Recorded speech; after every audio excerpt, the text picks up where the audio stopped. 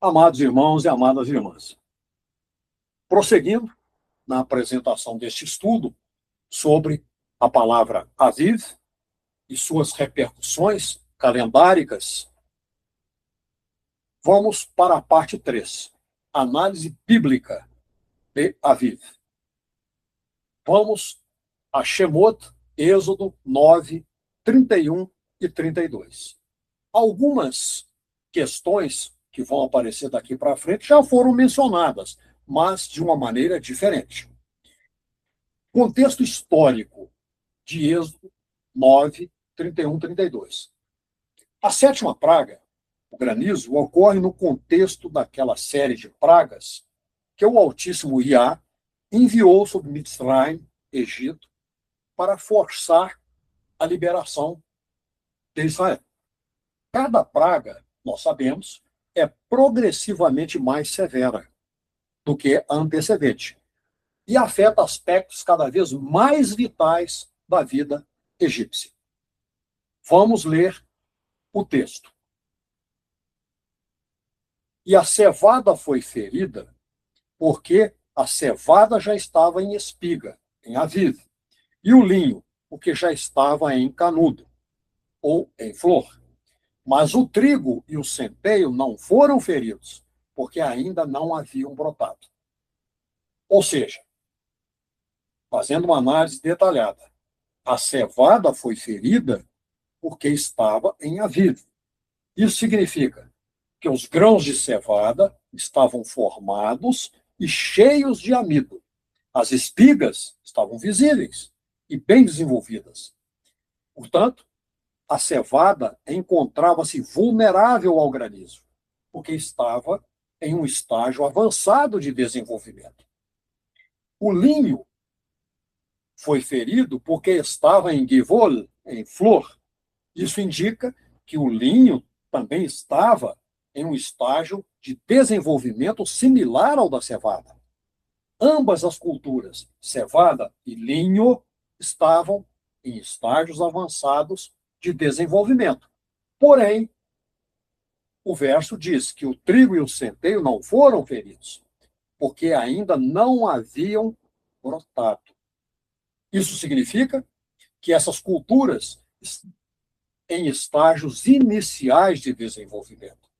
Elas eram mais resistentes naquele momento ao granizo, porque ainda estavam próximas ao sol.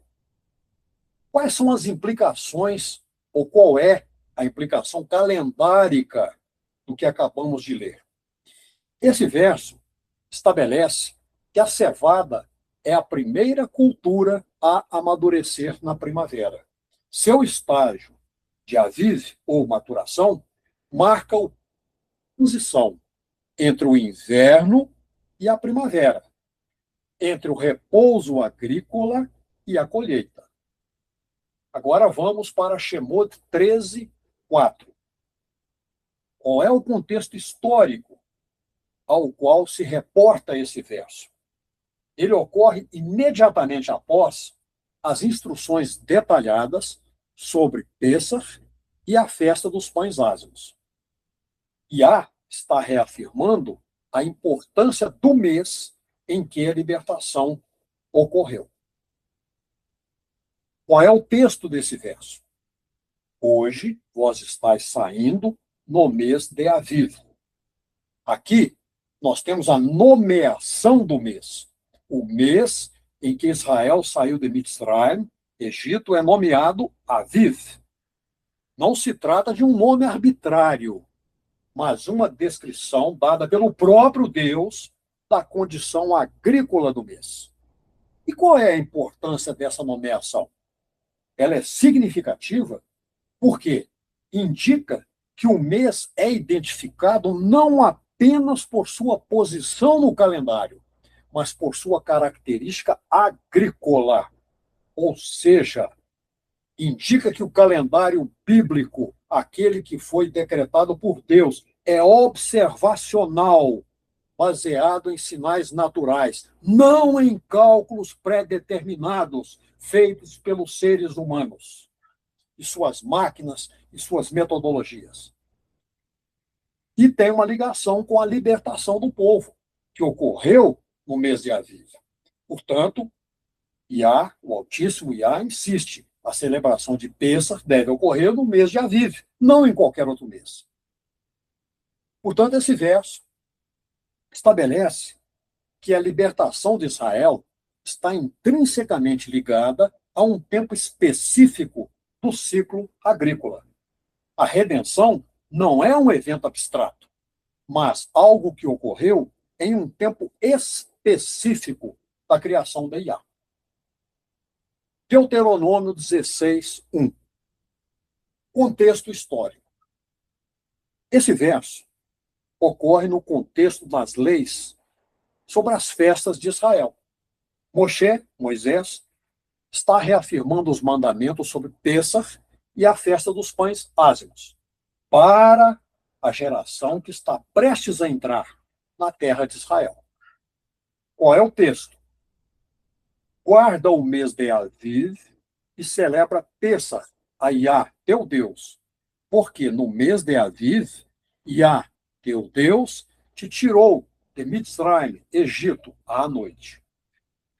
O mandamento aqui é guardar.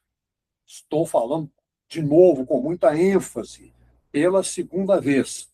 O verbo aqui é chamor, é imperativo e implica vigilância ativa, cuidado e atenção, responsabilidade de assegurar que o mês seja de fato o mês de Aviv. Responsabilidade de quem? Da comunidade, obedecendo às determinações de Deus. A razão para o mandamento é fornecida, é que a libertação ocorreu no mês de Aviv. Portanto, repetindo, a celebração de Pêssar deve ocorrer no mês de Aviv e deve ser uma comemoração da libertação no tempo correto. E a observância deve ser fiel ao padrão estabelecido por Iá. Agora analisemos a implicação das palavras. O mandamento estabelece que se deve guardar o mês de Aviv. Isso implica que o mês deve ser identificado pela observação da cevada em Aviv. Não é um mês que deva ser simplesmente calculado ou memorizado. Requer vigilância ativa da comunidade para assegurar que a cevada está de fato em Aviv. Qual é a implicação prática disso? Esse verso estabelece que a determinação do primeiro mês do ano não é uma tarefa passiva, mas uma responsabilidade ativa da comunidade. Quando falo comunidade, refiro-me à congregação de Deus, ao povo de Deus. A comunidade deve observar a cevada e assegurar que está em Aviv, antes de declarar o primeiro mês do ano. Vamos agora a Shemot, Êxodo 23, 15 e 34, 18. Primeiro, referindo-nos ao contexto histórico. Esses dois versos ocorrem em contextos diferentes. Shemot, Êxodo 23, 15, refere-se ao contexto das leis sobre as festas durante a primeira revelação da Torá. Lembrando que estou falando da Torá escrita no Monte Sinai. Shemot, Êxodo 34, 18, está ligado ao contexto da renovação da aliança após o incidente abominável do tenebroso bezerro de ouro. Vamos aos textos. Primeiro, Êxodo 23, 15. Shemot, Êxodo 23, 15. A festa dos pães ázimos guardarás. 7 dias comerás pães ázimos, como te ordenei, ao tempo determinado do mês de Aviv, porque nele saísse de Mitzrayim, Egito, e ninguém aparecerá vazio diante de mim. Ou seja, a festa dos pães ázimos deve ser celebrada por 7 dias, comendo os pães ázimos, ou seja, sem fermento, no tempo apontado do mês de Aviv. E a razão para a festa, estamos repetindo intencionalmente, é que a libertação ocorreu no mês de Aviv. Portanto, a festa é uma comemoração da libertação e deve ser celebrada no tempo correto, mês de Aviv, e da forma correta, comendo pães ázimos. E existe a proibição de aparecer vazio diante de Deus. Isso significa que o povo deve trazer ofertas ou presentes quando aparece diante do Altíssimo Iá. As ofertas estavam relacionadas aos primeiros frutos da colheita. A festa deve ser celebrada quando há primeiros frutos disponíveis. Qual é a implicação agrícola disso? Esse verso reafirma que a festa dos pães ázimos deve ser celebrada no mês de Aviv, quando a cevada está pronta, madura para a colheita. Porque se não estiver madura, não pode ser oferecida ao Altíssimo Deus. Vamos fazer uma síntese das análises apresentadas.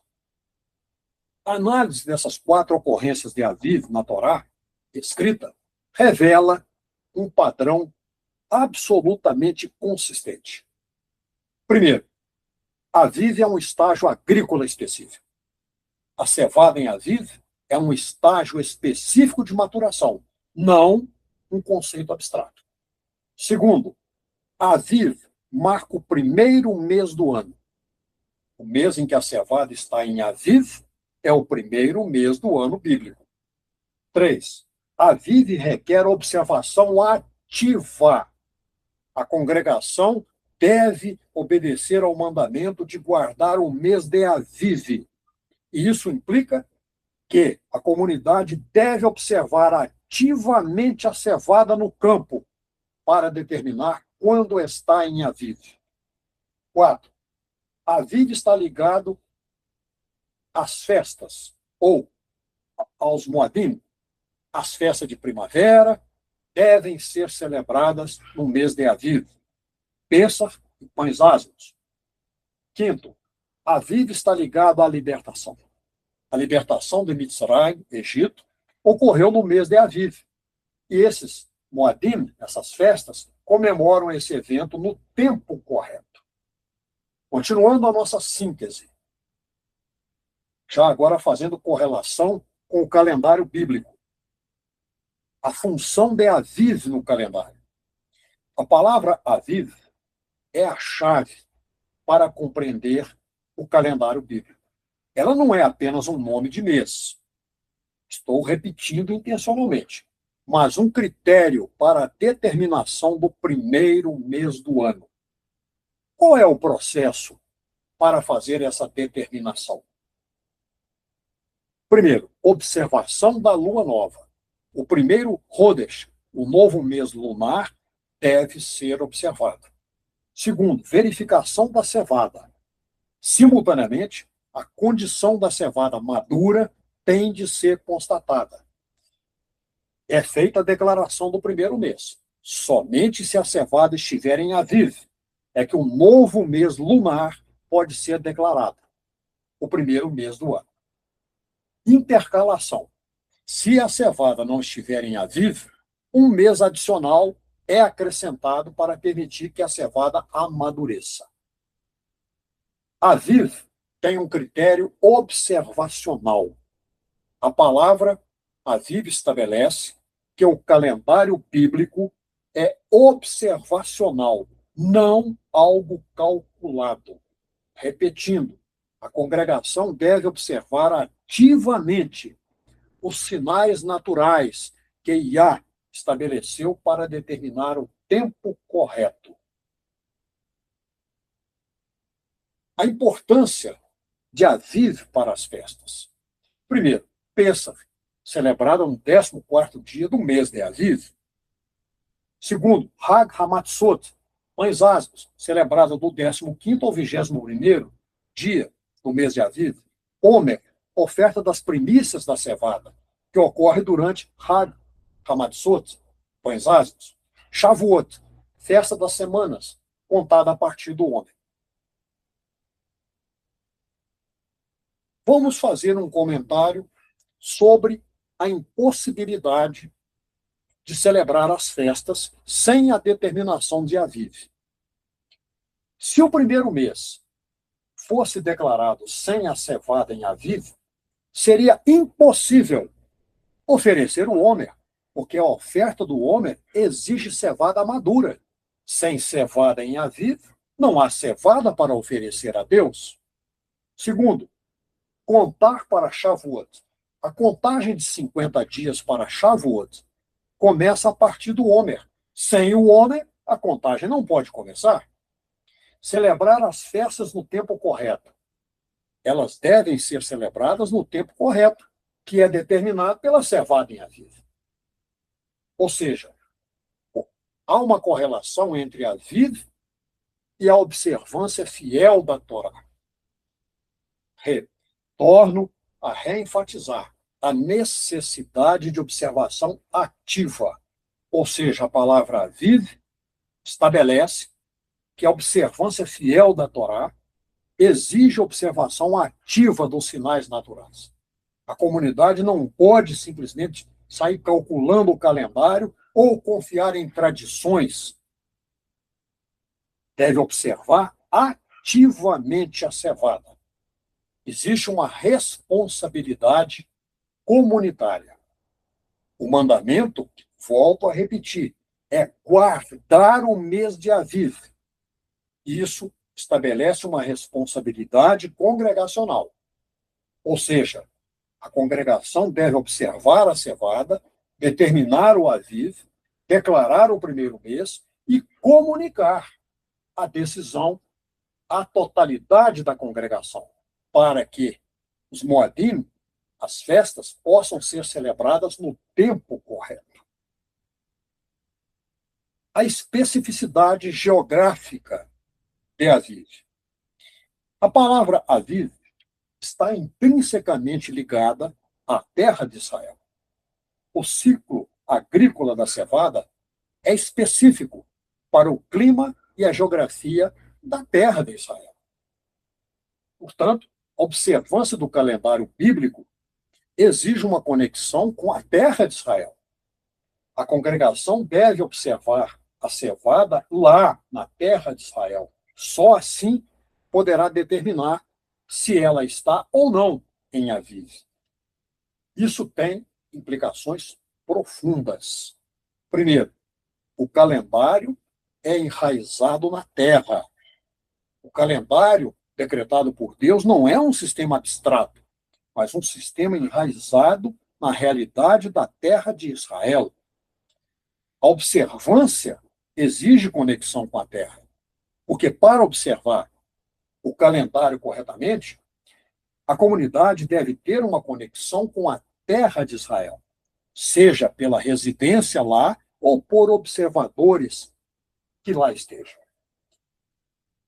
E isso, é claro que apresenta desafios para comunidades que estejam na diáspora, longe da terra de Israel. Apresenta desafios práticos, porque não podem observar diretamente a cevada na terra de Israel. Devem recorrer a observadores confiáveis que lá estejam para executar esse procedimento. A palavra Aviv é uma manifestação da sabedoria divina. O Altíssimo Yah estabeleceu um calendário que é, ao mesmo tempo, simples, porque baseado em sinais naturais facilmente observáveis, a lua nova e a cevada em Aviv. Segundo, ele é preciso, fornece um ponto de partida claro para cada mês e cada ano. É conectado à criação, porque integra os ritmos celestes, a lua e os terrestres, o ciclo agrícola. E é prático, pode ser observado por um povo agrícola, sem nenhum conhecimento astronômico avançado, sem a necessidade de utilizar qualquer tipo de equipamento e sem depender de qualquer sistema pagão babilônico. Aviv é um sinal da providência divina, porque Iá estabeleceu que a cevada amadureceria naquele período, fornecendo um sinal claro, inequívoco para o início do ano. Para a nossa congregação messiânica, existe uma importância para compreendermos a Aviv, porque nós buscamos alinhar-nos com os mandamentos originais da Torá escrita, e a compreensão em profundidade de Aviv é essencial. Quais são as implicações práticas? Primeiro, a determinação do calendário. A congregação deve compreender que o calendário bíblico é observacional, baseado na observação da lua nova e da cevada em Aviv. A observância dos Moadim, das festas, a congregação deve entender que os Moadim, as festas, devem ser celebrados no tempo correto, que é determinado pela cevada em Aviv. A conexão com a terra. A congregação deve compreender que as festas, compreender a importância da terra de Israel para o calendário bíblico e buscar manter uma conexão, já que não moramos lá, com observadores em Israel. E mais, a congregação deve educar seus membros sobre o significado de Aviv e a importância da observância fiel do calendário bíblico. E agora nós partimos para uma conclusão da introdução. O estudo filológico, linguístico e bíblico da palavra hebraica Aviv revela uma palavra rica em significados e importância para a compreensão do calendário bíblico e da observância dos Moadim, das festas. Lembrando que, filologicamente, Aviv é derivado da raiz Aleph Bet Bet, que significa renovação ou crescimento. Depois, o significado da palavra evoluiu para um significado de verdor e também de estágio de maturação da cevada. Linguisticamente, Aviv é um substantivo masculino, singular, que pode funcionar como predicado nominal, atributo nominal ou complemento preposicional. Isso é importante porque sua estrutura morfológica e o seu padrão vocálico indicam que denota um estado ou qualidade. E relembrando, biblicamente, Aviv aparece 4 vezes na Torá, sempre em contextos relacionados ao calendário e aos Moadim, as festas. A palavra estabelece que o primeiro mês do ano é o mês em que a cevada está em Aviv e que as festas, ou Moadim, devem ser celebradas nesse mês.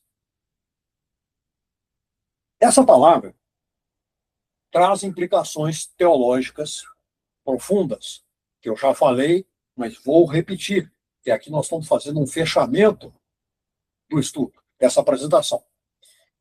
A sabedoria divina, porque o calendário bíblico integra os ritmos celeste e terrestre. A providência divina. A cevada em Aviv é um sinal que Deus nos dá, que fornece um marcador claro para o início do ano. A responsabilidade humana. O mandamento de guardar o mês de Aviv estabelece uma responsabilidade humana de observar ativamente os sinais divinos. E a conexão com a terra. O calendário bíblico está enraizado na realidade da terra de Israel, estabelecendo uma conexão entre o povo e a terra. E há uma relevância contemporânea para uma congregação messiânica genuína.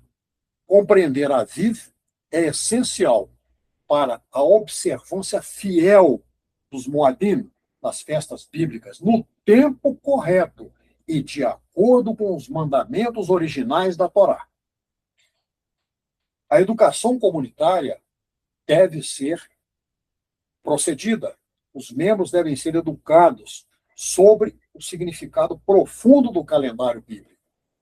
E deve haver uma conexão com o texto bíblico. Por quê? Essa conexão deve ser observacional e enraizada na realidade da criação. E a antecipação messiânica. Reconhecer que as festas bíblicas apontam para o Mashiach e sua obra redentora e que a observância fiel do calendário é uma expressão de fidelidade ao Altíssimo Yah. E como reflexão final, gostaria de dizer que a palavra Aviv é muito mais do que um nome de mês ou uma descrição agrícola. É uma janela para a compreensão do calendário bíblico, da observância dos Moadim, ou festas, e da relação entre o povo e o Altíssimo Deus, que inseriu na palavra Aviv sua própria assinatura, que podemos confirmar pela gematria. Notemos que a gematria do vocábulo Aviv é 15, a mesma gematria da palavra Iá, o que não é coincidência, mas intencionalidade divina expressa. Ao compreender profundamente Aviv, entendemos também a sabedoria divina, que estabeleceu um calendário que, volta a repetir, é simples, preciso, prático e enraizado na criação. E ao observar fielmente o calendário bíblico, alinhamos-nos com os ritmos que o Altíssimo Yah estabeleceu para nós, seu povo. Amém. Amém.